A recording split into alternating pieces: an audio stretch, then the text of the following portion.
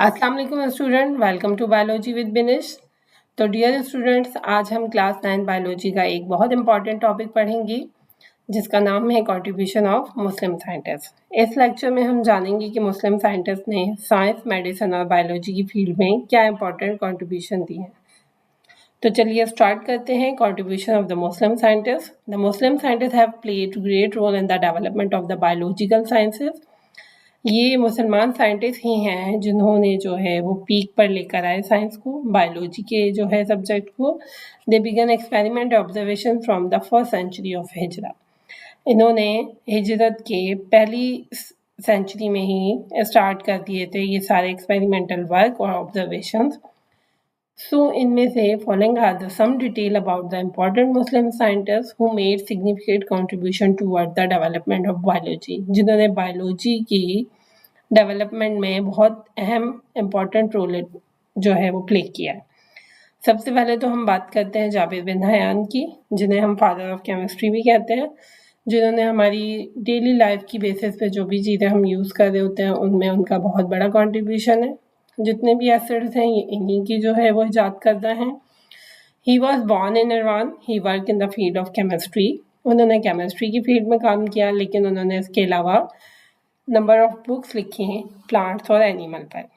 अल नबातियात और अल हैवान are the two famous books on plant and animals respectively.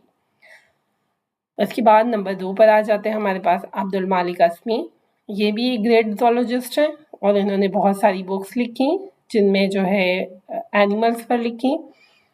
इनकी बुक्स के नेम हैं अल-खेल, जो हमारी हॉर्स पर है, अल-अबील ऑन कैमल पर, अल-शात ऑन शीप पर, अल-वहूश ऑन वाइल्ड एनिमल एंड खलकुल इंसान मीन्स इंसान को बनाया, on the different part of the human body and their function. अब इंसान की बॉडी और उसके जितने भी फंक्शन हैं उनके ऊपर इन्होंने एक किताब लिखी जिसका नाम था खलकुल इंसान। The last and the least one is Abu Ali Sina. He was the greatest of all the Muslim scientists and considered as the founder of medicine. जिस तरह जाबिर बिन हयान को फादर ऑफ केमिस्ट्री कहा जाता है, इसी तरह अबू अली सीना को हम फाउंडर ऑफ मेडिसिन कहते हैं।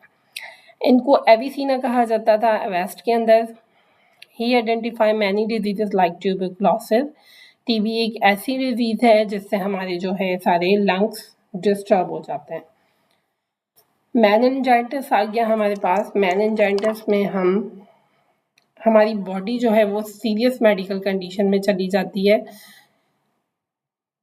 हमारे ब्रेन और स्पाइनल कॉर्ड के अराउंड जो है एक मेम्ब्रेन होती है, वो क्या होती है, वो इन्फ्लेमेशन में आ जाती है, यानी वो स्वेलिंग हो जाती है, सूज जाती है। तो उस कंडीशन को हम कहते हैं मेनिंजाइटिस। उसके बाद हमारे पास इन्फ्लेमेशन आ गया।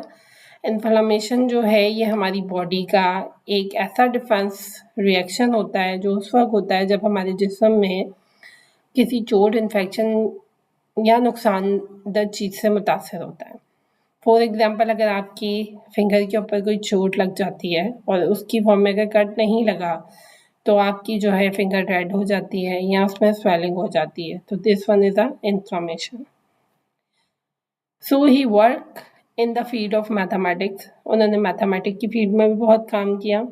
एस्ट्रोनॉमी, जिसे हम माहिर फल्कियात कहा जाता है, फिजिक्स में भी काम किया। फिजिक्स भी आपको अच्छी तरह पता है व्हाट इज फिजिक्स। सो पैलियोंटोलॉजी में भी उन्होंने बहुत वर्क किया।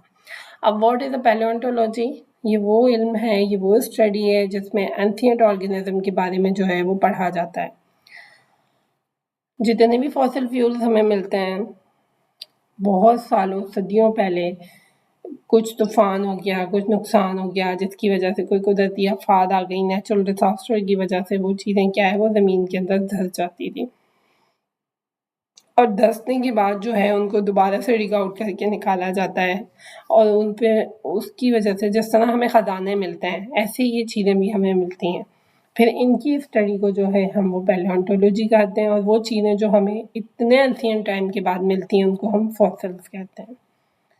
सो इसके अलावा उन्होंने म्यूज़िक में भी काम किया और उनकी बुक, ये देखें यहाँ पर एक मिस्टेक है, इनकी बुक्स हैं, इनका नाम है अल कानून फिल तिब। एंड सेकंड वन इज़ अल-शिफा। तो ये थोड़ी सी मिस्टेक हो गई है, इसको देख लीजिएगा। ये दोनों बुक्स हैं। एक बुक के बारे में उन्होंने जो है मेडिकल हमारा जितना भी है उसके बारे में लिखा, और एक बुक उनकी जो है वो सोच विचार पे मबनी है। सो इन कंक्लूजन, मुस्लिम साइंटिस्ट ने सिर्फ मेडिसिन में ही नहीं बल्कि बायोलॉजी, केमिस्ट्री और फिजिक्स में भी बहुत इम्पोर्टेंट कंट्रीब्यूशन दिए हैं।